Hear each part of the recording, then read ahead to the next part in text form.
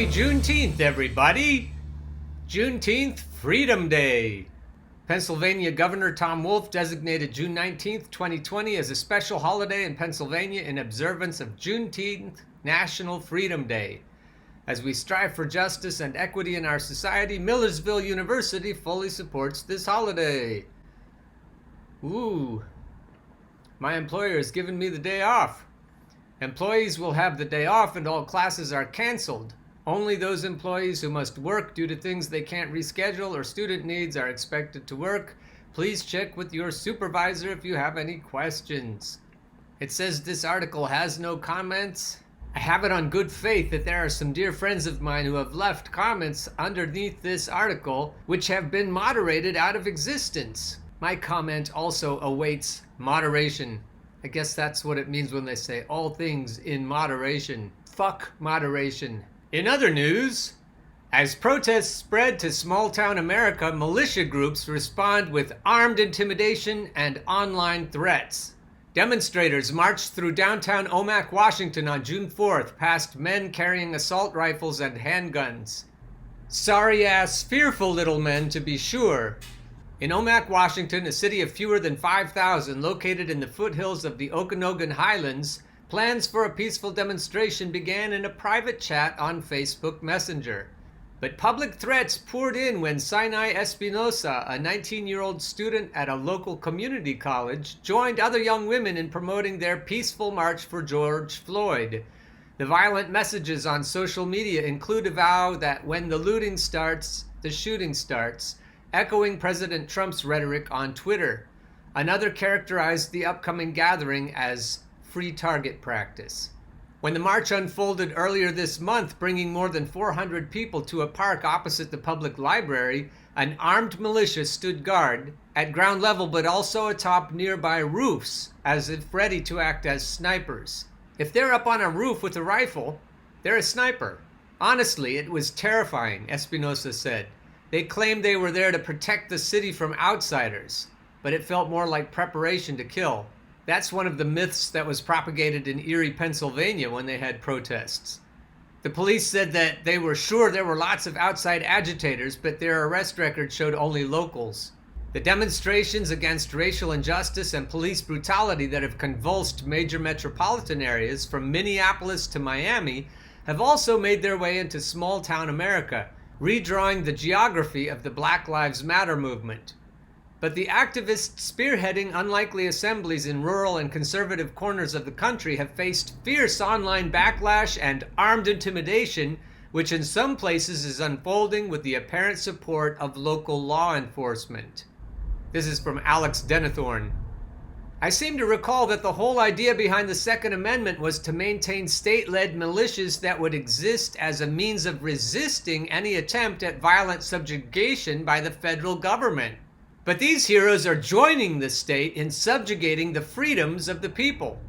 The dangers that armed militias bring with them were laid bare this week in Albuquerque, where a 31-year-old was arrested in connection with a shooting that injured a protester seeking the removal of a statue of a Spanish conquistador. The eruption of gunfire followed a standoff between protesters and members of a group that calls itself the New Mexico Civil Guard, one of a number of militia and paramilitary units reacting to recent protests that have occasionally descended into rioting and looting. So much for using the Second Amendment to protect the First Amendment. Dudes, it's not about looting and rioting, it's about freedom.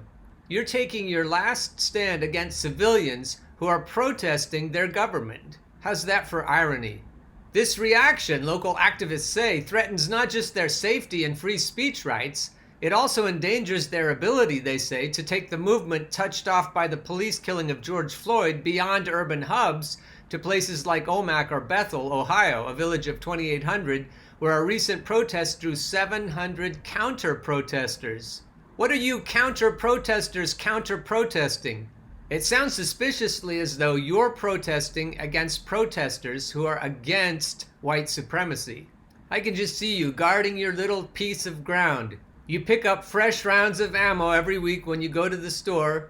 You can get them at your local Walmart. You've got vaults at home chock full of ammo. Your little piece of dirt is worth saving, I'm sure. But it's just dirt. And whatever you've managed to purchase at the local Walmart is just stuff. Your stuff isn't freedom. Your life is your freedom.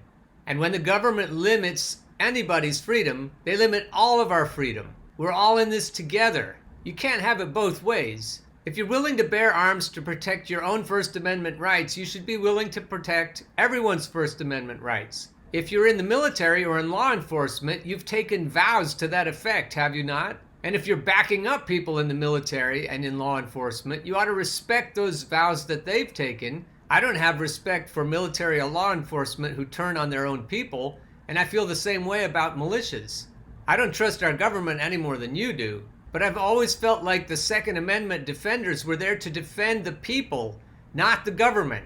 If the protesters are younger or fewer in number or more on the timid side, which can be the case in places that haven't traditionally seen movements for racial justice, then the militias can have a chilling effect, said Judith Heilman, the executive director of the Montana Racial Equity Project, which the former police officer says is the sole black-led nonprofit organization in the state. Not surprising, Montana doesn't have lots and lots of black people, but it sounds like they have quite a few white bullies protecting their dirt. The armed mobilization sheds light on the growth of anti-government militia groups whose efforts, often coordinated on Facebook and other online platforms, have expanded since the onset of the coronavirus pandemic and the nationwide outburst of protests for racial justice. Militia activity has marked recent protests in places across the country, often driven by false online alerts about infiltration by Antifa and other left-wing militants. I don't give a shit if you dislike Antifa. This is not about Antifa.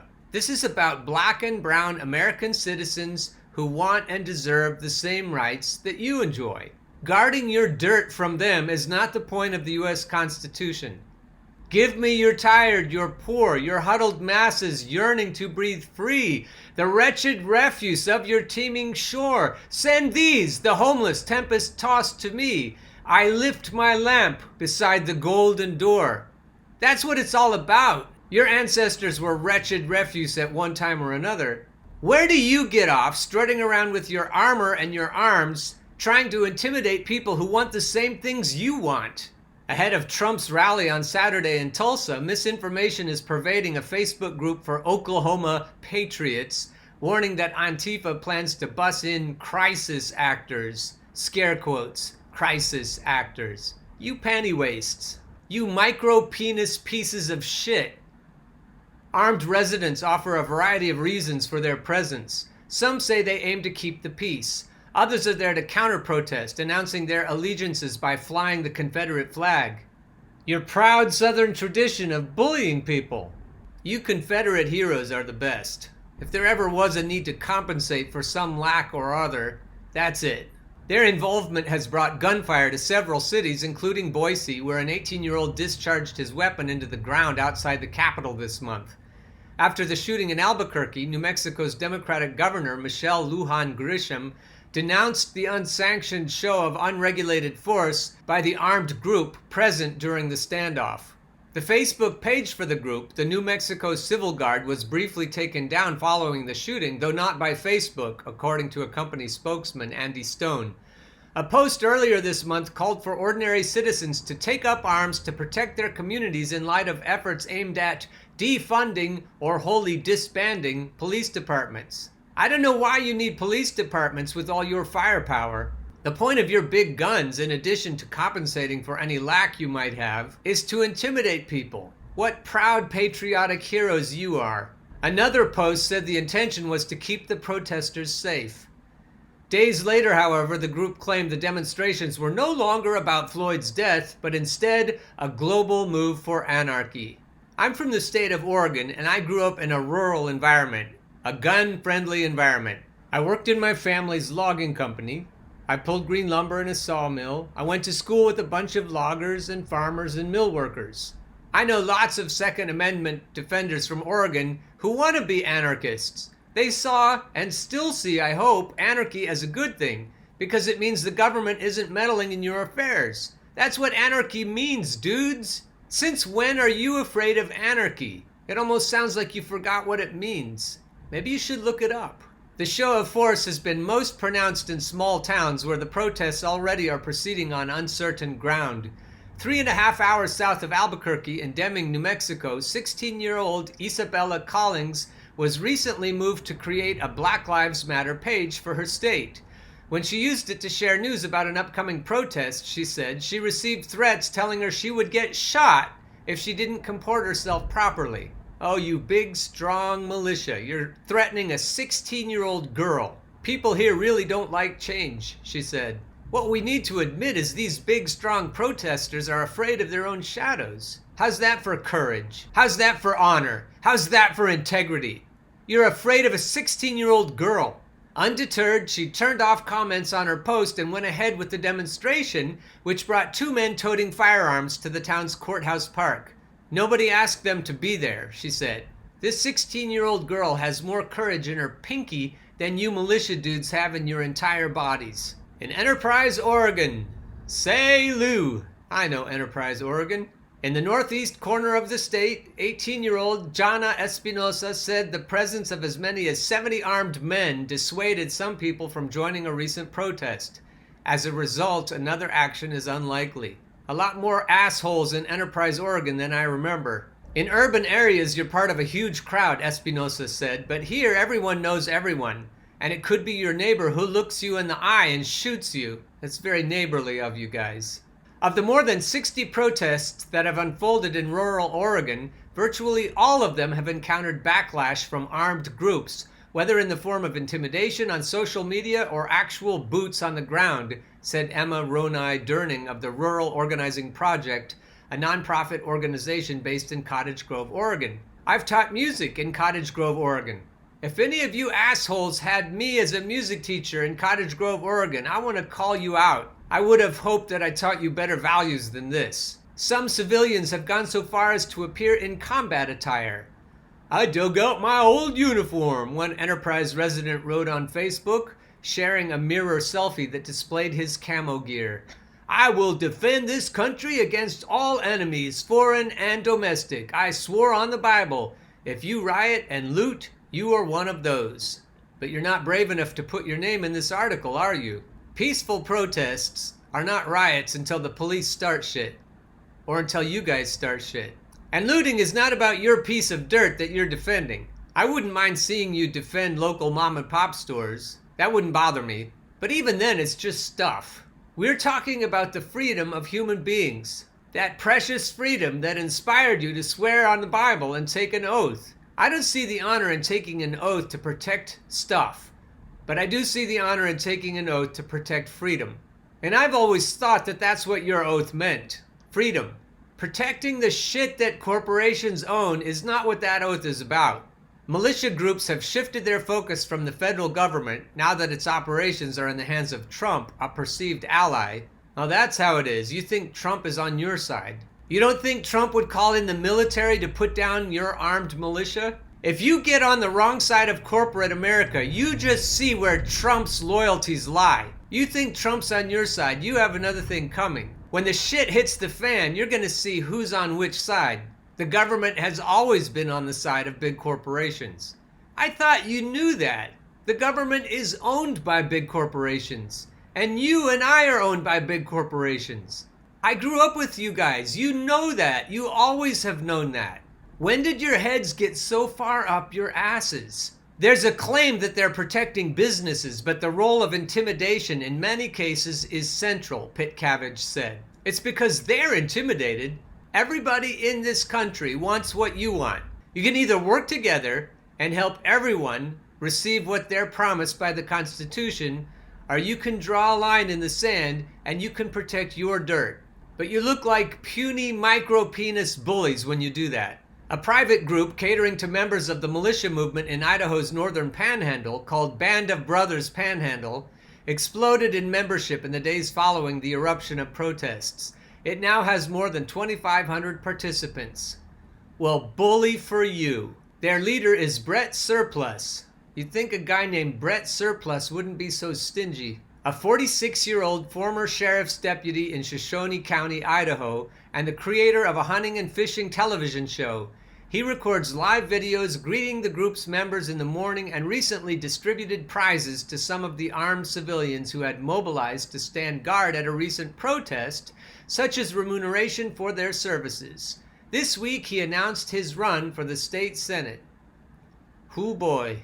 In a recent post he asked whether others wanted to form a more unified body, according to images reviewed by the Washington Post. Nearly 150 users, almost double the size of the city's police force, said they favored that idea. That place isn't very big to have 150 police officers, or even 75 police officers. David Hagar, a spokesman for the Coeur d'Alene Police, said the activity is lawful, leaving local authorities with few options to diffuse the tension that has marked recent downtown protests. Coeur d'Alene is a pretty cool place to have these dumb shits running things. There's a right to peacefully assemble and there's a right to bear arms, he said. If I trample on one of those rights, then I trample on all of them. You stupid ass dumb fucks. Your mother should come slap you. What a little piece of shit, standing there in his tennis shoes and his assault rifle. Aren't you the man? Coeur d'Alene, that's in Coeur d'Alene. You motherfucking assholes. Local residents who say they have been threatened by members of the group view its activities differently. R.J. Rubin, the owner of a downtown cafe, said he briefly went into hiding after a post on his personal Facebook page raising concerns about the armed presence brought death threats to him and his staff. I'm scared to even show my face downtown, said another local business owner, Rose Pokalski, who also spoke out against the militia members. I'm sorry, Rose. This makes me upset enough to want to get my own guns and come down and explain some things to these guys. I think they're going to get that kind of backlash eventually. Here's an article by Mike Adams if anyone else is thinking the same way. 3 essential firearms for civil unrest. Mike was thinking to quell civil unrest, but I'm thinking the civilly unrestful need to get these guns to combat people like Mike Adams and these assholes in Coeur d'Alene, Idaho. We the people. If only it were about we the people. Back in August of 2001, I made a trip to Walmart to pick up some items for the house. In those days, I always picked up 1 box of ammunition whenever I went to a store that sold it. I did this until both of my gun safes were completely full of guns and ammo. That day, as I was putting my ammo away, my girlfriend got a look inside one of my gun safes. Thus, she discovered for the first time that I had thousands of rounds stored away. She was appalled and asked why I owned so many guns and stored so much ammunition. I calmly told her that I wanted to be prepared when we were hit with the first large-scale terrorist attack on American soil. Much to my disappointment, this revelation caused my girlfriend to scoff at me and accuse me of being paranoid. She also should have told you that your dick is smaller than my thumb. She even told family and friends that I was crazy, but just 11 days later, 9/11 happened. She later apologized for questioning my judgment. She realized what I already knew. It could have been much worse. Your interpretation of 911 is a lot different than mine, but I'll cut to the chase. Springfield Armory M1A 308. That's an expensive gun, and even though it's not technically an assault rifle, it's like a civilian version of one. And so if you're gonna fight fire with fire, then if you're a protester, I'd suggest maybe this is what you need to get. You'll have to save your pennies though. A Benelli M4 tactical 12-gauge semi-automatic shotgun. That's what you need to create enough space around yourself in tight quarters. That's a very expensive gun too. Don't forget to stock up on ammo because this guy has a lot. And he finishes with a pistol that can kill a moose or a bear. Glock Model 20 10mm, 15 round magazine capacity. Holy shit. I guess that's what we need to fight fire with fire. Another Coeur d'Alene resident who has been at the forefront of the local protests and spoke on the condition of anonymity because he feared harassment said he received a private message from Surplus. You remember Surplus, that hero Surplus. Brett Surplus, the 46-year-old former sheriff's deputy. He received a private message from Surplus telling him, in what he viewed as a threat, that you all are done with protests. The protester asked what gave him the right to say so, according to an image of the exchange, to which Surplus replied, "Only thing you should be saying is, yes, sir." Surplus, your dick is smaller than half of my thumb. You little piece of shit. How dare you talk to the residents of Coeur d'Alene like that? These are not outside agitators. They're your fellow citizens. That's not what militias are all about, you fucking asshole. Yes, sir. Fuck your yes, sir. You can shove your yes, sir right up your fucking ass. Reached for comment, Surplus said he viewed the young protesters like my kids and that he was trying to shield them from backlash in the community. We need some backlash against you, fucktard. His aim, he said, was to prevent their activities from spiraling out of control while also trying to bring a voice of reason to the militia activity. I don't like the word militia, he said. It's just a matter of being a deterrent to keep people from looking at something and going, I want to break that window. No, dude, you're a white supremacist asshole. That's what the protests are about. You want to keep them from protesting. They're protesting white supremacy, dude. They're protesting you. Are you going to protect their First Amendment right to do so? It's not about fucking windows. The protester who corresponded with Surplus said he did not report the messages to law enforcement. Well, at least share this video with law enforcement in Coeur d'Alene then. Another protester, 26-year-old Caitlin Wimmer, said she contacted authorities about messages from a Facebook user with a Confederate flag as his profile picture who told her, I could put a bullet in your head, according to images reviewed by the Washington Post. When a sheriff's deputy contacted her, however, he never asked for the screenshots, she said. Why not? Caitlin Wimmer, if I can find you on social media, I'll ask you for the screenshots. Unfortunately, in Idaho, there's no crime for that, said Ryan Higgins, a spokesman for the county sheriff's office. Well, fortunately, in the United States of America, there are laws against that sort of thing. State law makes it a misdemeanor to use the telephone to threaten or harass with lewd or profane language, requests, suggestions, or proposals. We've always said in the rural areas of Oregon and Idaho that if the government can't do its job, we'll do it for them. People who are bumping into people like Surplus need other people like us to do the job for them, apparently. Many said they were skeptical the authorities would take their side, pointing to numerous examples of local officials appearing to encourage the armed response to protests. So the government officials and local law enforcement are in cahoots with these militias. They're all on the same side, and they're all against we the people. They don't want the Constitution to apply equally to everyone, including to indigenous people who were here long before they were.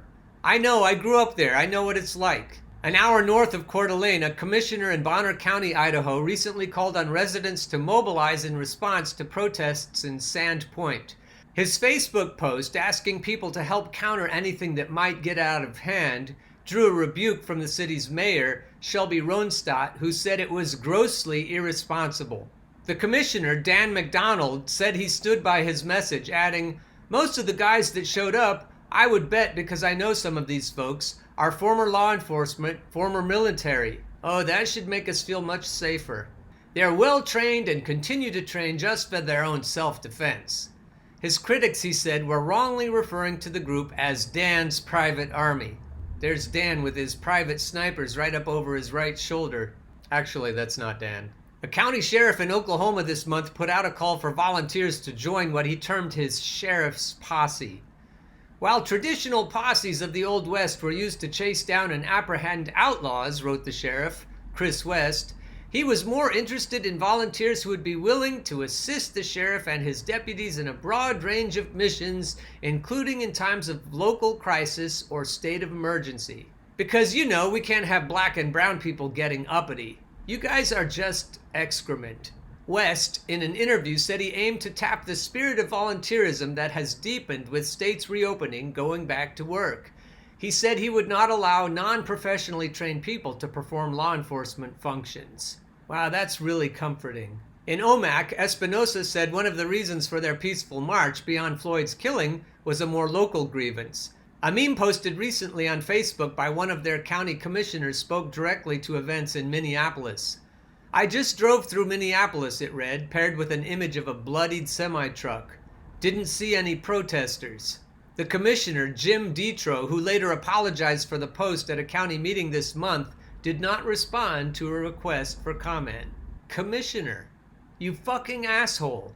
The post deepened concerns about safety at the march, prompting organizers to bring medical supplies and plan meeting points in case all hell broke loose, Espinosa said. Their next event was a private vigil. We have to evaluate whether each action is worth the risk, the 19-year-old said. Coeur d'Alene, Idaho is a wonderful place to vacation. This bullshit makes me want to go vacation there even more.